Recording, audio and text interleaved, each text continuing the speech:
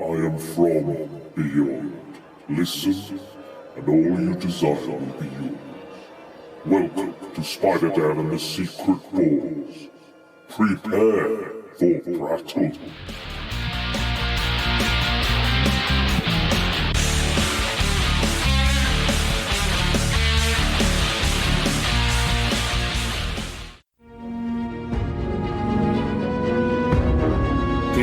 Pod.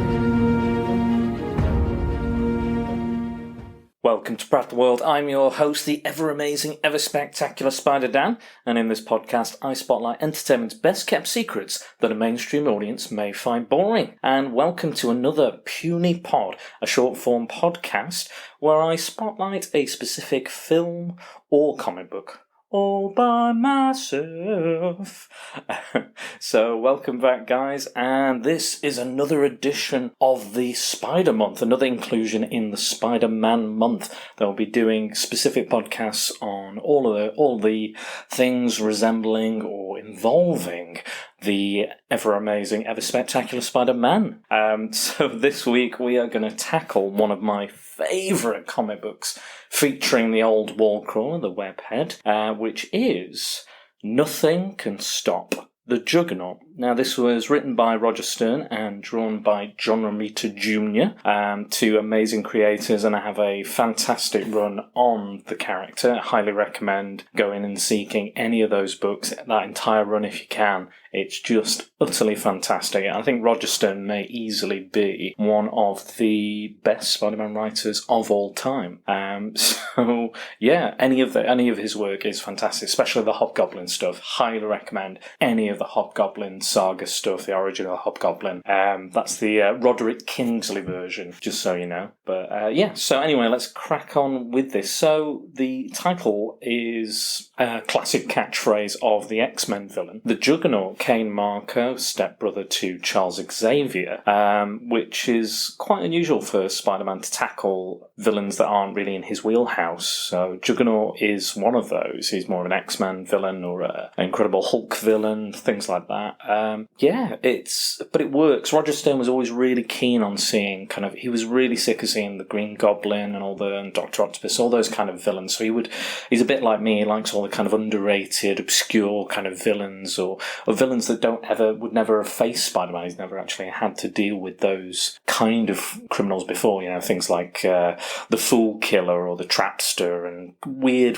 kind of wacky, kind of not very Spider-Man, or the Red Ghost, things like that. Really bizarre, odd choices, but it kind of made for some really interesting stories, and I do appreciate him digging deep into the Marvel villain catalogue and getting some really interesting Spider-Man stories. Again, different from what we've seen before, and he really kind of gave the Vulture an origin story, gave him more of a character than just an old guy who flew around with a pair of wings. He really did something different there. So yeah, he's a really good creator, and again, their whole runs are amazing. But yeah, so interesting fact, the Juggernaut, contrary to popular belief, is not actually a mutant at all. His powers, him and Xavier, I think they were fighting the Korean War originally, and they stumbled upon a temple, ancient kind of mystic temple, and it's to the god Sitarak, who is a kind of a demon that previous to that had been invoked by Doctor Strange, the Crimson Bands of Sitarak, quite a famous spell of his, which he even uses, I think, in Infinity War,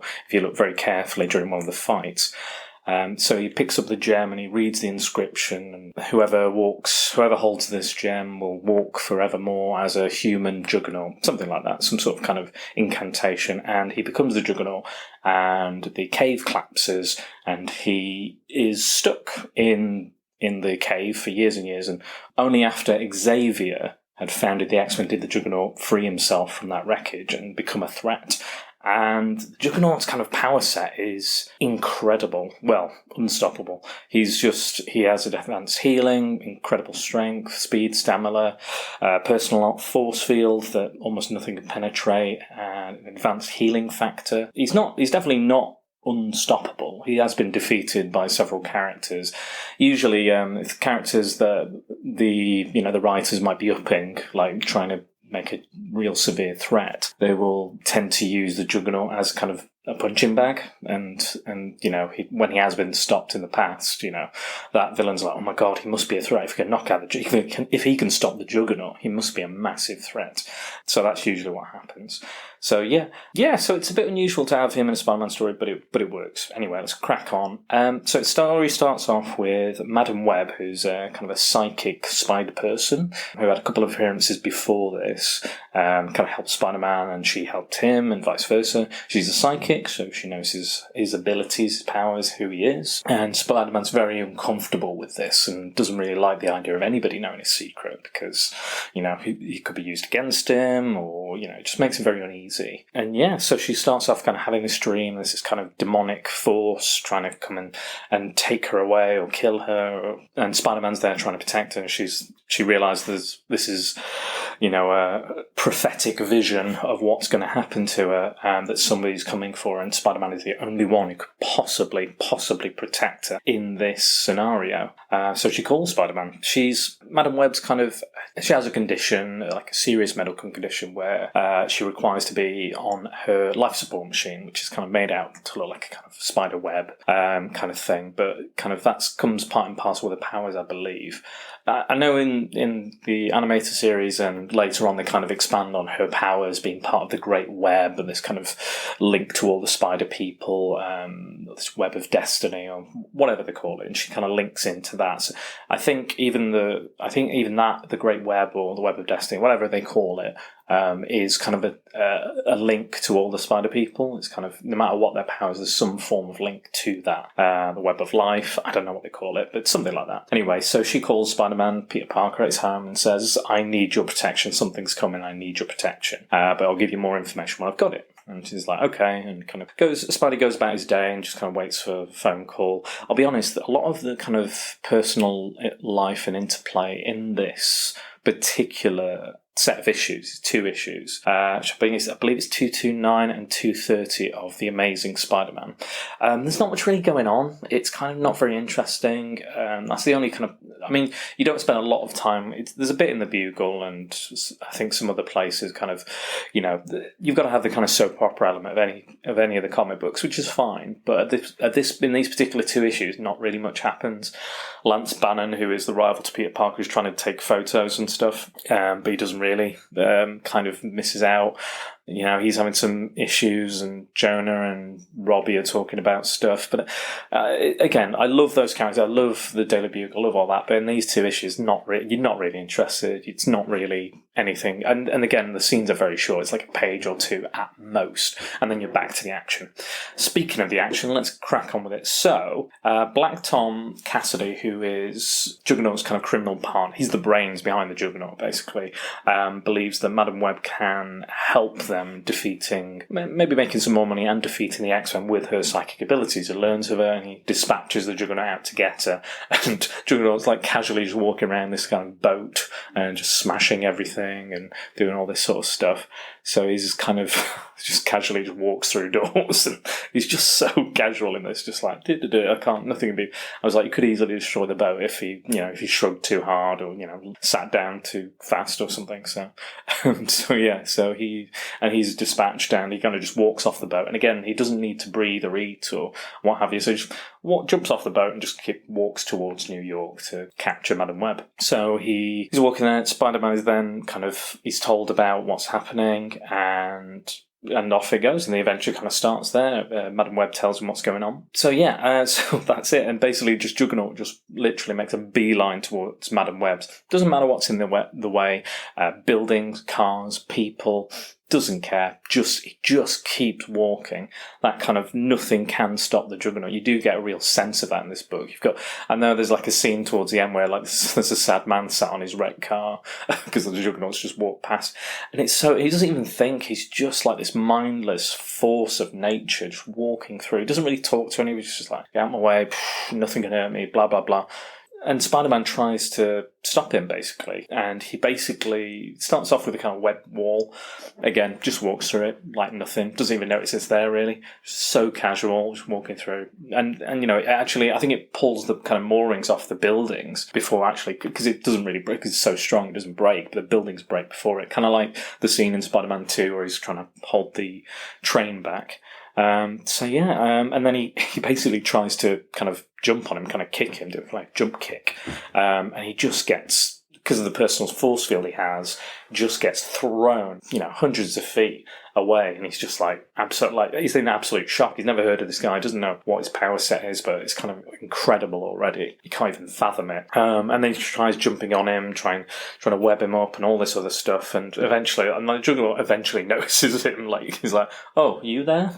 Oh, what are you trying to do?" He doesn't notice any of these attacks at all because he's just so powerful. It's like nothing. It's like, absolutely just hitting your head against a brick wall sort of thing. He just doesn't feel it, doesn't notice. It's just, he's completely oblivious to all these kind of attacks and stuff. The way he does, Spider-Man's crawling all over him kind of thing. Basically just walks through a building, scrapes him right off. Like it was nothing, like it was, it's like a gnat, a fly or something, just swatting him away. Like it's nothing, an insect or a arachnid, if you will. But and he doesn't even bother punching Spider-Man. Like most of his foes, obviously he's quite strong, so he'd punch him, but he just doesn't bother. Just honestly, just scrapes him off like he's like shit on his shoe. But all the while him trying to stop this, Madam Webb keeps kind of calling him from different locations. Like she's got this kind of like telephone set up with a kind of life support system and what have you, and she kind of calls every so often. She'll go, Spider-Man will be inside another building, she'll like, all right, I've got something. And apparently she mentions Sitarak, and she's like, in his Spider-Man remembers that Doctor Strange once invoked that name. He's like, oh, that sounds familiar. So he heads over to the Sanctum Sanctorum, but lo and behold, Wong is not in. Not Wong. Wong is in. No, Wong is in. But Doctor Strange is out in another dimension on another mission, which is standard Marvel hero behaviour. When everybody needs somebody, they're all off somewhere else, having their own wacky adventures, much like the Fantastic Four and the Avengers in this as well. But Wong's there, and he's very helpful. He's saying, "Oh yeah, you don't want to mess with the Juggernaut here. He's quite powerful," because Doctor Strange had fought him previously, so he would know. So Wong kind of advises him, maybe the X-Men might know. But again, also, Madam Webb says they're also unreachable, standard, again, so it's literally down to Spidey to stop the Juggernaut in any form he can. And this story really shows that Spider-Man is like the ultimate, for me, in the Marvel Universe, Daredevil and Spider-Man are like the ultimate underdog heroes. And there's a really good scene in John Byrne's Fantastic Four run, which is like an issue called like Everyone versus Galactus or something like that. It's got the Avengers, Fantastic Four, and anybody else that could possibly help. Doctor Strange flies in as well. Daredevil and Spider-Man literally just say, this is way above our kind of power level. We'll just have to sit this out. And, it might not sound very heroic, but I kind of understand it as well. They're quite kind of relatively street level heroes, and they don't have the kind of power or the experience necessarily that, Captain America and the rest of the Avengers might have, or Fantastic Four might have, as, they were around long before those were. So it's a really lovely, quite an interesting scene. It might not be like, great power, great responsibility, might not kind of jazz with that so well, but it is really good. Definitely seek out John Byrne's Fantastic Four because it is simply the best. So after that, Spider-Man kind of heads off with Juggernaut at the pass and kind of gets to Madam Web before Juggernaut manages to put kind of another web wall together, and he decides to electrify. I think it's like 1,000,000 volts, he says in the book. He gives it like a million volts. And again, Juggernaut, no problem shredding that web and taking that voltage like it was nothing. Spider-Man's bounding around, trying to keep out of his grasp, but trying to distract him, trying to hit him, trying to figure out some way to stop him in some form. And he can't, and the building starts collapsing, collapses on top of Spider-Man, and Juggernaut manages to grab Madam Web, and she starts having convulsions, violent convulsions, and Juggernaut's like, what's this? What's going on? And he's like, well, she's ill, she needs a life support. Spider-Man tells her, needs a life support machine. Yeah, and she starts dying, and he goes, well, she's useless to me, and just callously tosses her to one side and just leaves her kind of convulsing on the floor, and you think, Jesus, what a bastard, what a villain. Like, he just doesn't care. He doesn't even decide to put her back on the chair or anything like that. He's like, she's useless to me. What waste of my time, what waste of my day. Black Tom should do more research, blah blah blah. And off he walks, and he's just off again. And Spidey's quite seriously injured under all this rubble, which isn't the first time that's happened today for him.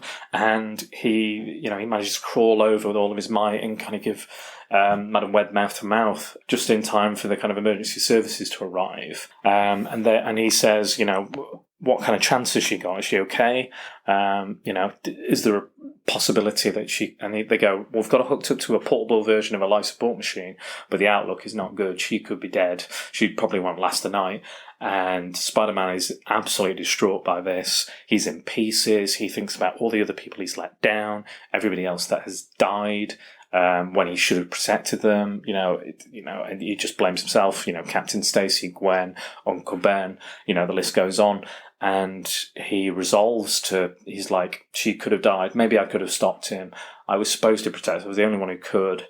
But he's like, maybe nothing can stop, possibly nothing can stop the Juggernaut. And he goes, but I don't believe that. And he basically swears kind of vengeance, and goes after him again. So that kind of leads us on to the next issue. I think it's called to fight the unbeatable foe, I believe it's called, the title of it. So yeah, he goes for that, and he starts kind of chasing the Juggernaut, and that's basically it. So yes, first of all, they end up in a kind of demolition, like a building that's about to be demolished, and Spidey's he basically throws a big I-beam at him, a big iron girder, throws it directly, kind of sets up kind of almost like with his webs, like a bow and arrow kind of crossbow thing, and fires it at him, and the Juggernaut's like, oh, what's this? Just casually, again, so casual in this, not really bothered. This is just like, everything's effortless for him. It's just like, but it's just so casual in it. And he just catches it, and then it just bends it like it's rubber or something like that. Just absolutely destroys this girder. And then he realizes, he's like, who's doing that anyway? Who is that? Oh, and he goes, oh, it's you again. It's kind of Spider-Man. Just like, he's literally like, he's totally oblivious to everything that's going on just because of his power level. He's almost like numb to everything. Personal feelings and empathy and all that, because nothing can hurt him. So I don't know, maybe that happens if you were invulnerable. Maybe you would start, you couldn't, feel sensations or things like that. Maybe you would start like psychologically caring less about other people and their pain and things like that. Just an observation. Don't know if that's true, but we'll never know, will we? Really, until somebody is absolutely invulnerable to pain. So he kind of just grabs that, catches that, and he realizes it's Spider-Man on this building that's about to be demolished. So he tears the whole corner off the building, just one like massive kind of strand. This full building's corner, just kind of pulls it right off, and just again, it's like throwing things. Spidey grabs a wrecking ball, throws it at him, and again just knocks it aside. Literally, just nothing. There's absolutely nothing that can stop him. I always feel like heroes are kind of judged not on the battles they win, but on the losses and how they handle their losses. And this is a hard fought battle for Spider-Man. Like, he takes an absolute pounding, and you've got to realise that the Juggernaut is, he can move mountains, he can knock the Hulk about like a rag doll. These upwards kind of power level is incredible, and the fact that, again, like we said earlier, is kind of Spider-Man. Even though he does have his powers, he's still relatively street level to a point in regards to what he deals with on a daily basis. His costume villain here and there. It's very rare that he'll have, minus maybe the Rhino's kind of, strength levels kind of up there with the Hulk.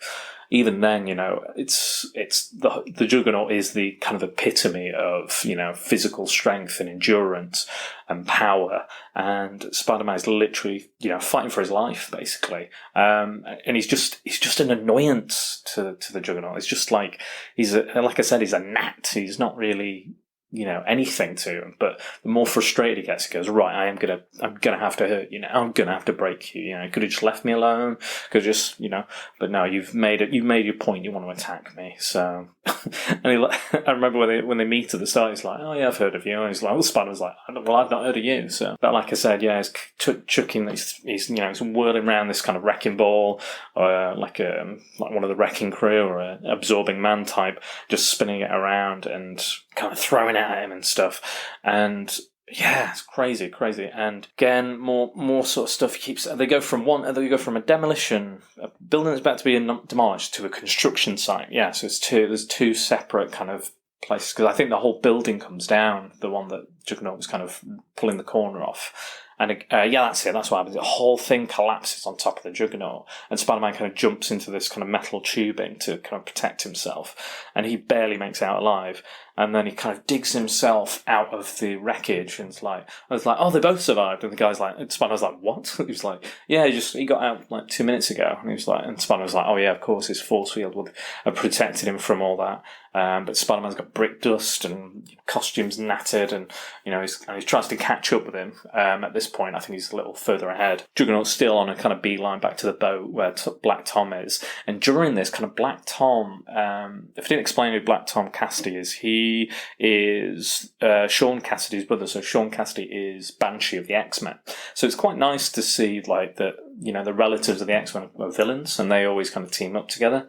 So it's a nice kind of little thing. And he can absorb. I think he absorbs energy and rechannels it. Later on in the comics, he became more like a Deadpool villain. It became like plant-like. He had like plant powers. A bit weird. I think I prefer the classic version myself. But yeah, he's kind of the brains and the brawn, and yeah. But he does turn up every now and again. But I'll talk about him more later. But all the way through, he's kind of like, he's wondering why the Juggernaut is taking so long, and what's usually he's done and dusted, and he starts having his doubts. He's like, could something stop the Juggernaut? Is that possible? Even though he's worked with him several times, he's always been, the Juggernaut has been quote unquote defeated before and knocked out and what have you, but it's still very unlikely, and by hook and by crook, like even the whole X-Men, whole team of the X-Men struggle to defeat him, and their power level is insane as well as a group. But and Spider-Man's doing his absolute best. So it gets to a point where he just doesn't know what to do. And this, he jumps on this kind of 18-wheeler gasoline truck, and this guy starts trying to attack him, going, "Oh, you're a menace, Spider-Man. JJ says this," and he's trying to hit him with a crowbar, tire iron, or something like that. And Spider-Man just grabs it and went, "You know what? I've not got the time for this today." And he just kind of he wraps this tire iron into like a bow and hands it back to him. The guy's like, "Okay, Spider-Man," and Spider-Man steals the truck, like just like commandeers the truck is probably a better word. And he knows that he's gonna. This is like he thinks this must be it. He's gonna drive a gasoline truck into the Juggernaut, and the Juggernaut sees it coming, and he goes, "What does he say?" He says, "This won't hurt me. Nothing can." And there's a big kind of splash page of this explosion, and it takes out like almost like a city block, basically. And Spider-Man's like, that was almost like a nuke going off. Like nothing could survive that. Absolutely nothing could survive that. There's no way. I almost died being this far away from it. And slowly but surely, emerging from the flames, the Juggernaut walks slowly, step by step, out of that blazing inferno, still on fire, not even fazed him, even in the slightest. Again, nothing can stop him. He, knocks over Hydra and cools himself off a little bit, but he doesn't even. That was purely just because he's walking though. He's not actively going like, "Oh, I'm hot, going to put myself out, cool myself down or anything." He literally that's just what happened. So then, so he's partly cooled off. Spider-Man tries to attack him again. He tries pulling the helmet off, which is a good plan, even though he doesn't know that Juggernaut's main weakness is his mind, obviously, and you can attack that if the helmet's off. The helmet protects it. That's kind of his main weakness. But Spider-Man doesn't know that, but he thinks, maybe I can get the helmet off, maybe I can do something. So he tries pulling it off, and he's, it's sealed tight. It's not coming off. But then Spider-Man realizes that if he covers up his eye holes, he can blind him. And he does this, but the Juggernaut's like, right, well, I can't see. So he starts pulling at his costume, tearing it off, pounding on Spider-Man's back, beating him senseless. And he's still holding on, and he's holding on for dear life. He's absolutely wrecked at this point. Spider-Man is like literally on his last tether. He's only holding on just out of pure, force of will, and the need to avenge Madam Webb and to get justice for her, basically, because he doesn't know she's dead, basically. So he is, as far as he knows, she's dead, and he's avenging her death as best he can. And he's holding on. He's not even really looking at what he's doing. He's holding on, and the Juggernaut stumbles into wet cement for this new building, wet cement. So he starts sinking and sinking, and as Spider-Man and the Juggernaut realise, Spider-Man leaps off as quickly as possible, and the Juggernaut's kind of panicking a little bit. You can see the kind of fear in his eyes that he's struggling. It's basically like quicksand, that sort of thing, and he's sinking like this big guy, so he's sinking lower and lower and lower and quicker and quicker and quicker. Again, it's not going to kill him because he can breathe and survive, but it certainly puts a stop to him for the meantime. So yeah, it keeps sinking and sinking, and that's it. And that's the kind of the end of the Juggernaut and the end of, well, not the end, but the end of this particular battle and story. This is a absolutely classic bout, and it's got all the things you want. It's almost like the gasoline explosion is kind of like the classic Dragon Ball Z style. Nothing could survive that. Nothing can survive that blast. And they just walk out unscathed. That's just that classic kind of trope that we see time and time again. And yeah, it works. It really, really works. And I really like the Juggernaut as a character. But just before it ends, Spider-Man realises that the whole time his camera in his belt has been set on automatic and been taking photos of the whole battle. He didn't even think about that. He didn't even consider, I'll set it up and take some photos, because he was so... he's so focused on getting this vengeance and justice for Madam Webb that he forgot about himself. And that's what Spider-Man does best. He forgets who he is and forgets about all the things that he might need to do, his needs in life. No, it's not. That's not important. It's the people in his life that need to be protected and looked after and cared for. That's what really matters. And yeah, but still, he saying that, he still goes straight to the Daily Bugle, gives Robbie Robertson the photographs, and then runs off to Madam Webb to see if she's okay. And he gets to Madam Webb, and she is alive. She's survived. Apparently, she's suffered some brain damage, and she can't actually remember who he is.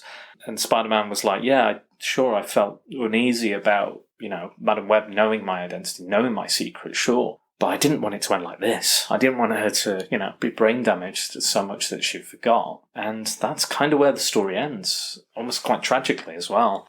Triumphantly and tragically, the story kind of ends there. And it's great. I could not recommend this story enough. It is an absolute titanic battle and struggle for supremacy between two titans of comic book history, with a lot of history. But yeah, highly recommend that. It is collected in, let me just double check. So you can get like I got a very old kind of reprint of it called Nothing Can Stop the Juggernaut, which is just the kind of 2 issues. But there is a more modern reprint for issues 224 to 230. So the last 2 issues contain this battle. But that's a good little collection because it features some great Vulture stories. There's a Black Cat, a couple of Black Cat stories, a Fool Killer story, all by Roger Stern and John Romita Jr. So they're high quality. They're good. They're probably not the best ones he did necessarily, but they're not bad. They're not bad. But that's definitely the kind of pinnacle of that. So that's a good collection to find it in. You can get it on Marvel Unlimited as well. I'm sure you can find the single issues somewhere online, on eBay, possibly Amazon. Also, comic book shops as well, you could always ask. But I think I would recommend another collection, which is Amazing Spider-Man, The Gauntlet, Volume 4, Juggernaut, it's called. So it's part of the Gauntlet storyline, where kind of Spider-Man's original villains are coming back in new forms, and they're leading up to the Grim Hunt storyline with Kraven. But this includes the original story that we just talked about, but also includes the sequel written by Roger Stern, and drawn by Lee Weeks, who's another one of my favourite artists. And I think the story is called Something Can Stop the Juggernaut. I won't spoil it here, but something does seriously stop the Juggernaut. And Spider-Man has to find out what that is and what they can do against this kind of new threat. If you're after any other Juggernaut stories, I'd recommend X-Men Unstoppable, the collection. The new Excalibur collection as well. Those kind of feature the Juggernaut becoming a good guy and joining the X-Men and Excalibur. Kind of having a a change of heart. Again, I won't spoil anything in that. Uncanny X-Men Fear Itself is a really good story where the Juggernaut picks up a Asgardian hammer and becomes even more powerful and heads towards San Francisco to basically kill the X-Men. And the X-Men have to stop him. He's more powerful than ever before. So they have to come up with a very unique way of defeating him, which involves a bit of self-sacrifice from one of the X-Men. And so that's a really good villainous one if you want to watch that, read that. And kind of a sequel to that, sort of sequel, which is really cool as well, called The Amazing X-Men, The Once and Future Juggernaut, which is basically the gem has reappeared, the gem of Cyttorak, the Crimson Gem of Cyttorak, and all the villains are basically after it. Everybody's after it, so all the X-Men have to stop them before one of these creates a new Juggernaut, whoever gets the gem. So it's kind of a race to the finish. But that's a really good collection as well. So yeah, highly recommend this. Amazing story. A purely great Spider-Man story. And yeah, couldn't recommend this enough. I hope you guys are enjoying Spider-Man month. I'm going to be back next week with my friend Sean Mason. We're going to talk about the top 5 underrated Spider-Man villains, which I'm really, really looking forward to, because Spider-Man has some... I love Spider-Man villains, and all of them I have some form of love for. Even Stegron the Dinosaur Man, and the Swarm, and all the weird and wacky ones as well. But yeah, so we're going to be discussing that, and then after that, the week after, I'll be doing another Puny Pod on Spider-Man vs. Wolverine from 1987, another underrated classic hidden gem.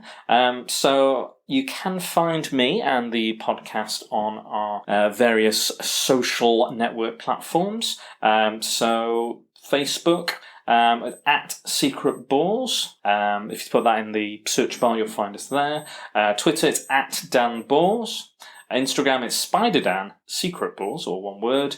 And this podcast is available on Podbean, iTunes, Stitcher, Spotify, and many, many more. Take care, guys. Bye.